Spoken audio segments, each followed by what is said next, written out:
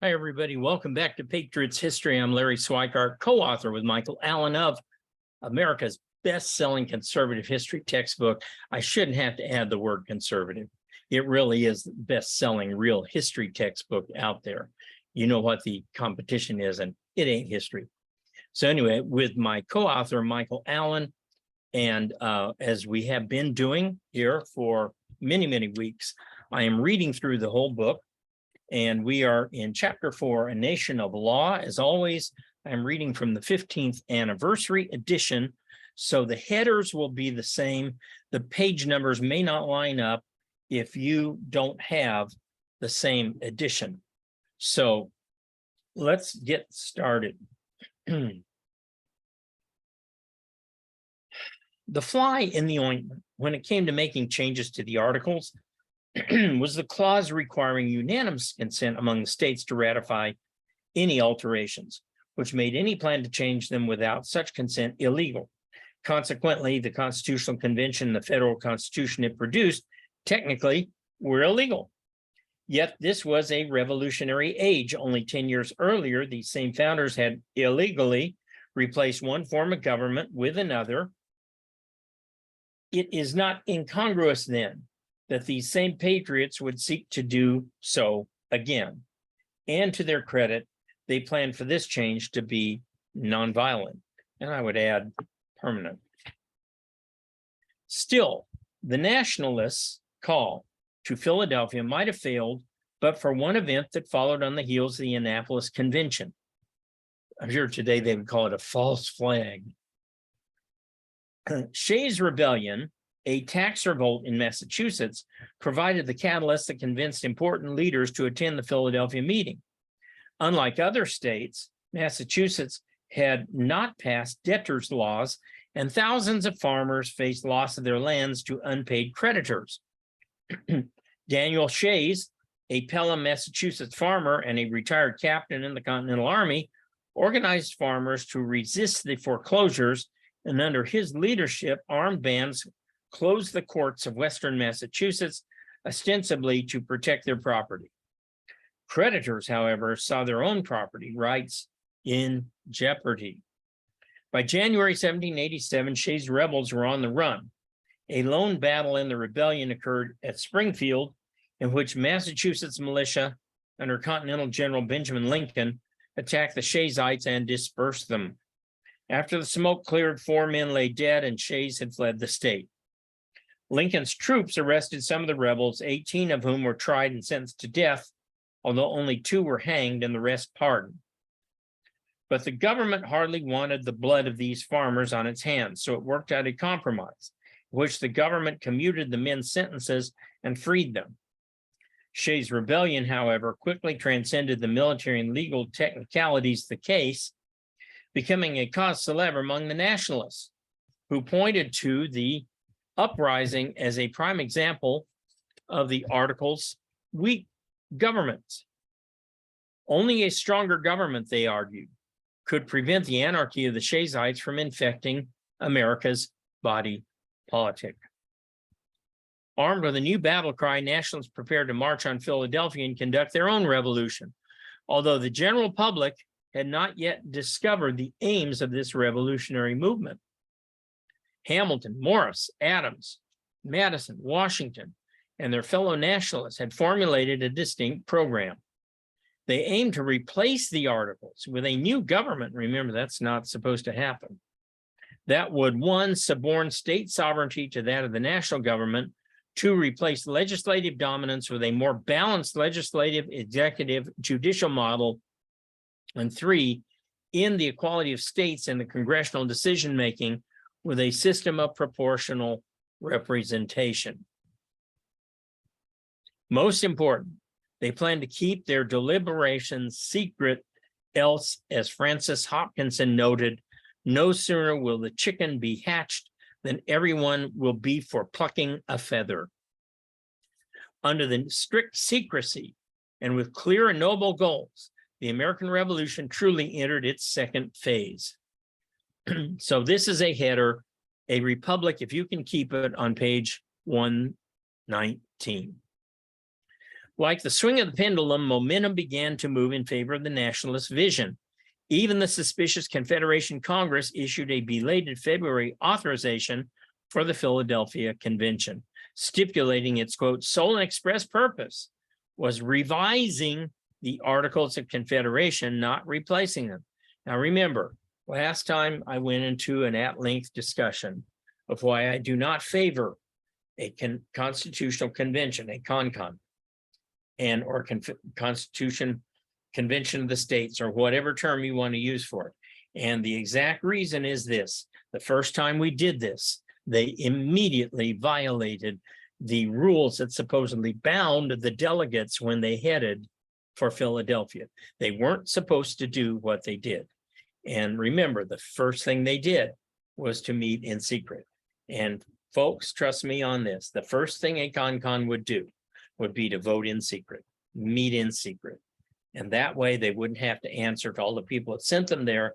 The second thing they would do would be to immediately start digging into all other things that they were not sent there to do, such as a balanced budget requirement or something like that. You can bet your bippy, as they used to say on that Rowan Martin show. Wasn't that Rowan Martin? That the Second Amendment would immediately come under attack, and that they would look to revise that to exclude assault weapons. And you can bet once they did that, that instantly you would start getting changes in definitions of assault weapons to be any weapon. Trust me on this. If you don't trust me on anything else, trust me on this. A CONCON is a horrible idea. There is no way you can control it. And I will say what I said last time in case you missed it. If you can't control your state legislatures, if you can't control your state senates, if you can't control your U.S. representative, if you can't control your U.S. senator, if you can't control your governor, how in the world do you think you're going to miraculously control these people? And I gave the example that I guarantee you that Mitt Romney and Paul Ryan would be exactly the types of delegates who would be sent to this convention. Trust me on that. All right, I won't go into this again.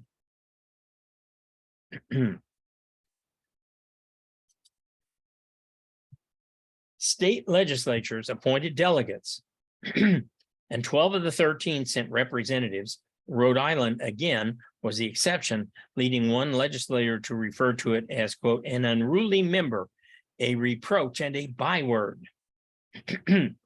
By May 14th, most of the 55 delegates, of whom 39 stayed the summer to draft and ratify the completed Constitution, had arrived at the meeting.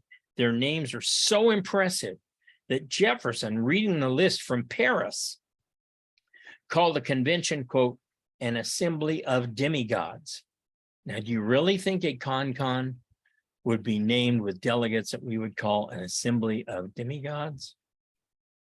Nearly all the delegates were nationalists. A few who opposed the principles of nationalism, most notably Melancthon Smith, Luther Martin, and Abraham Yates, refused to sign the final document, eventually becoming anti-federalists. And last time I went into how the Federalists succeeded in ditching the name nationalist to become federalists, thus foisting upon the original Federalists the name anti-federalists. It's quite a feat. Some opponents, such as Patrick Henry, Sam Adams, and Richard Henry Lee, all key instigators of the American Revolution, had refused to attend in the first place. I smell a rat, Lee fumed when informed of the convention. But he would have served himself and the nation better if he'd gone personally to investigate the odor. Other delegates who did attend were relatively young, averaging 42 years of age, in comparison to the older Whigs who fomented the revolution nearly 20 years earlier. Isn't that interesting? The Constitutional Convention was younger than the revolutionary generation.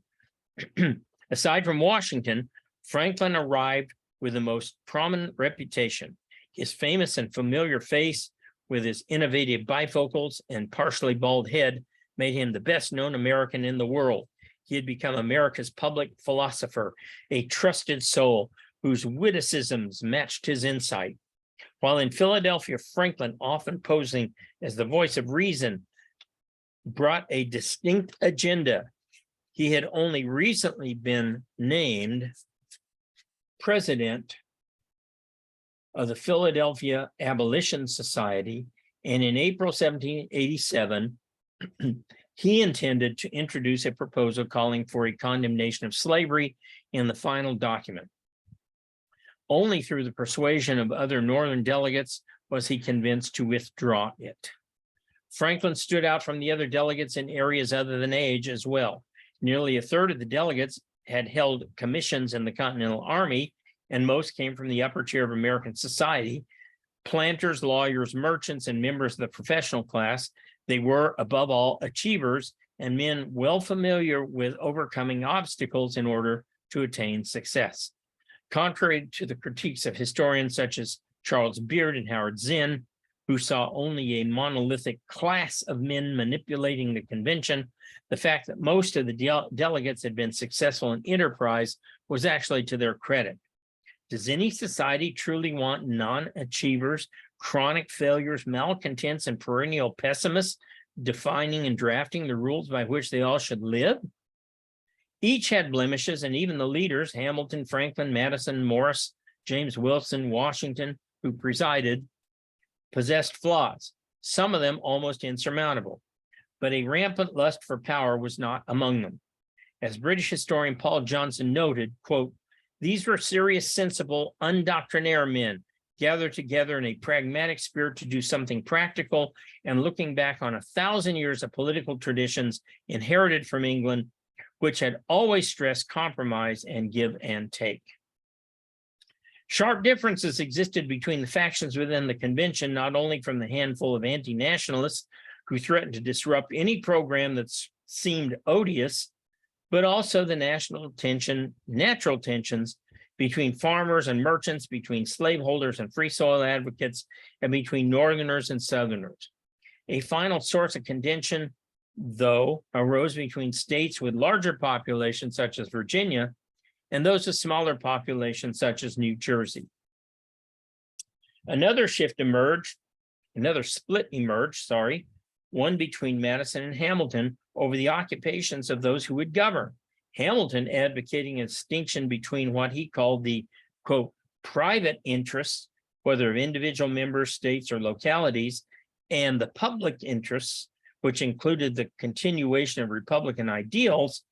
It boiled down to a simple question: were men governed by altruistic motives or by base self-interest?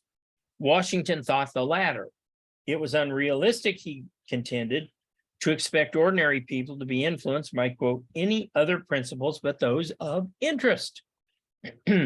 Hamilton agreed, arguing that lawyers comprise the only class with no immediate economic stake in the matter. Man, thank God Hamilton lost this one.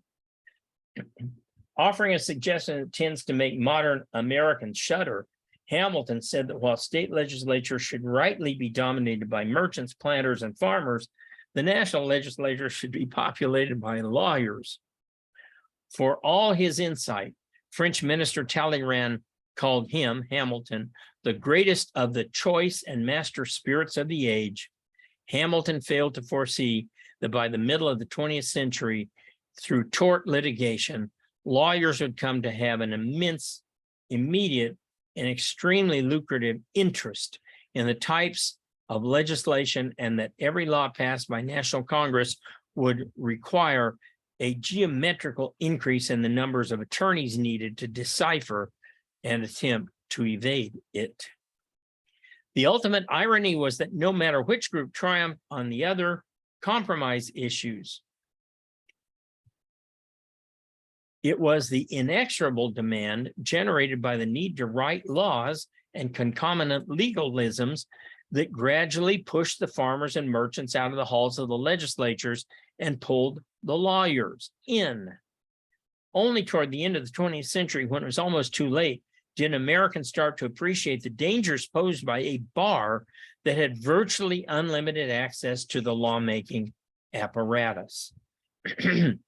The division over proportional representation versus state representation formed the basis for two rival plans of government, so-called Virginia Plan and the New Jersey Plan.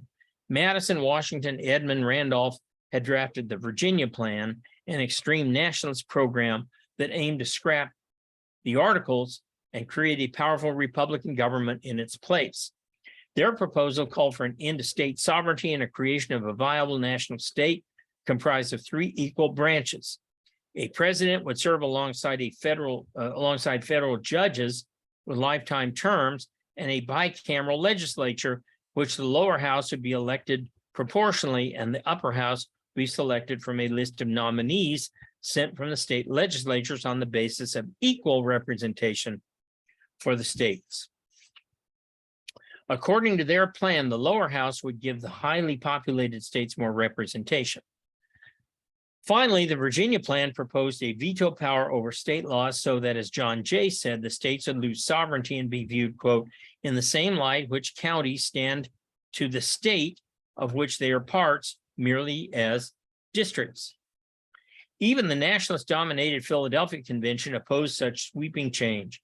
In June, opponents rallied around William Patterson's New Jersey Plan, calling for a beefed-up Confederation type of central government. Small states agreed that the national government needed muscle, most especially in powers to tax internally and externally. They also proposed three, but less powerful branches of government.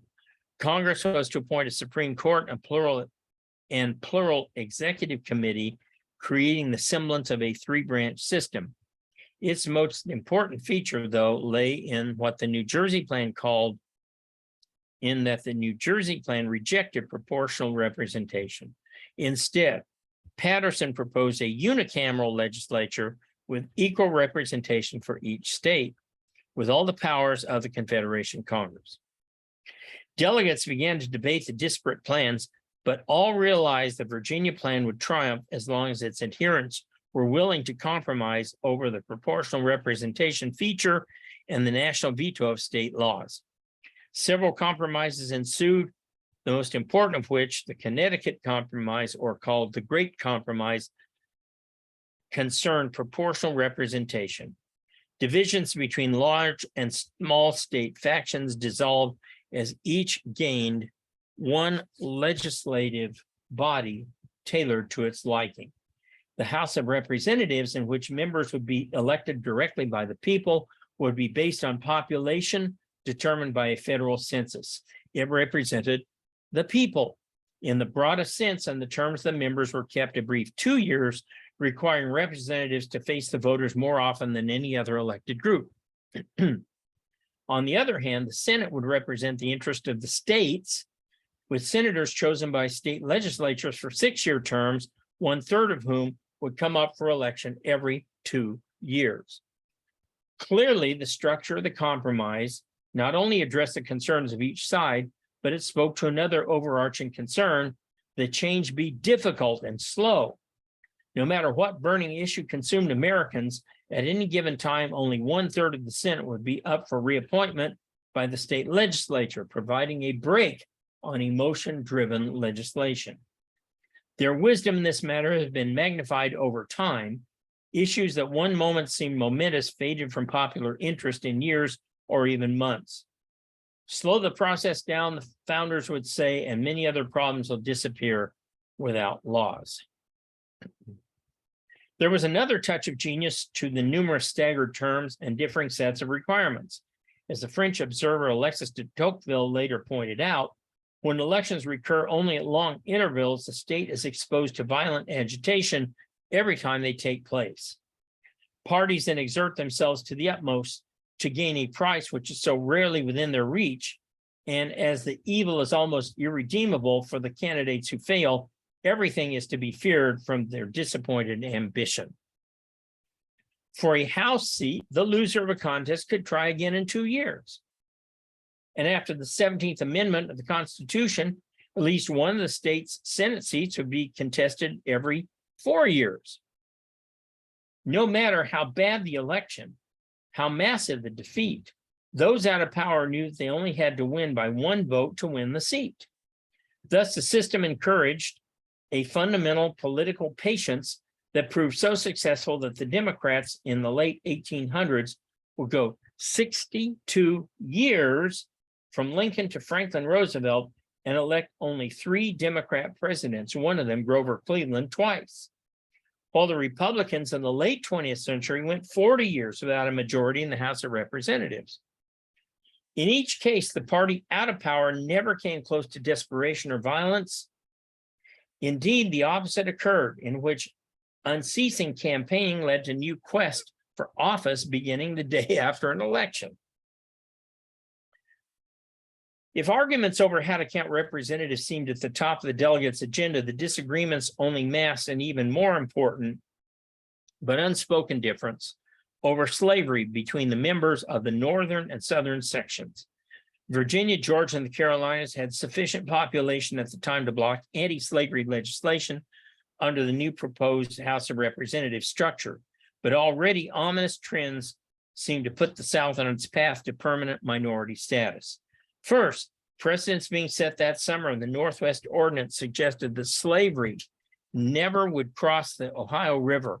More important, the competition posed by slave labor to free labor, combined with a large plantation guaranteed by primogeniture, made it a surety that immigration in southern states would consistently fall behind that of the North. Fewer immigrants mean fewer representatives. So the House was in jeopardy in the foreseeable future. To ensure a continued strong presence in the House, Southern delegates proposed to count slaves for purposes of representation, a suggestion that outraged anti-slavery New Englanders, who only wanted to count slaves toward national taxes levied on the states by the new government. Indians would not count for either representation or taxation. On June 11, 1787, Pennsylvanian James Wilson, who personally opposed slavery, introduced a compromise by which, for purposes of establishing apportionment and for taxation, a slave would be counted as 3/5 of a free inhabitant. The taxation suspect of the compromise was never invoked. The new Secretary of the Treasury, Alexander Hamilton, had a different plan in place, so it became a moot element of the compromise, essentially giving the South an inflated count in the House at no cost.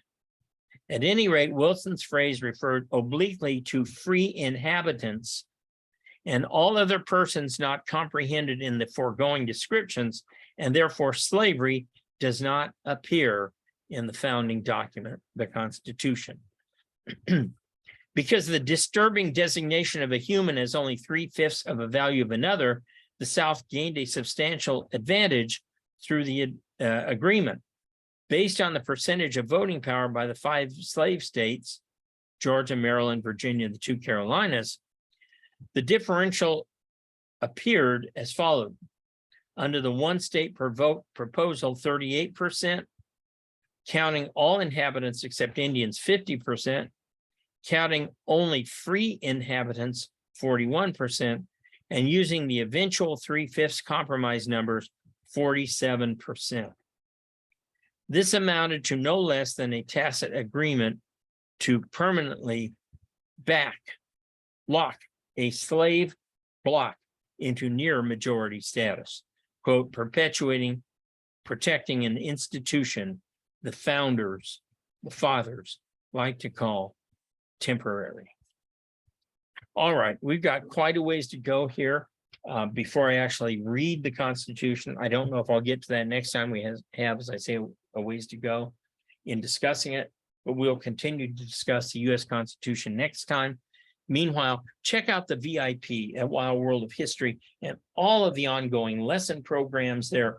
Under the VIP, there are 5 ongoing lesson programs: Integrity, Churchill, Reagan, the American president, the Enduring Lessons on Life and Citizenship, Horrible History of Howard Zinn, 1620 Default.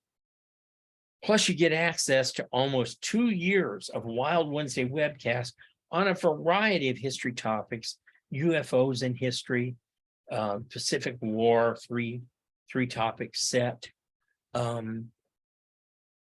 Napoleon. It's not just US, it's everything. Napoleon's invasion of Russia, the rise of Hitler, all sorts of things like that.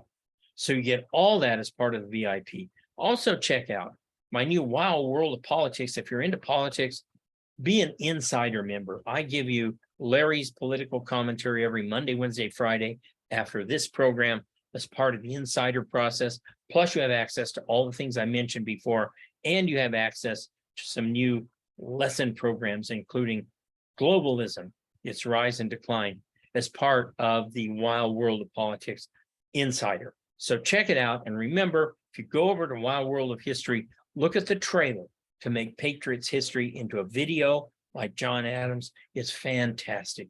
After you watch the trailer, buy Larry a coffee and help me make this video. I'll see you guys back here on Wednesday.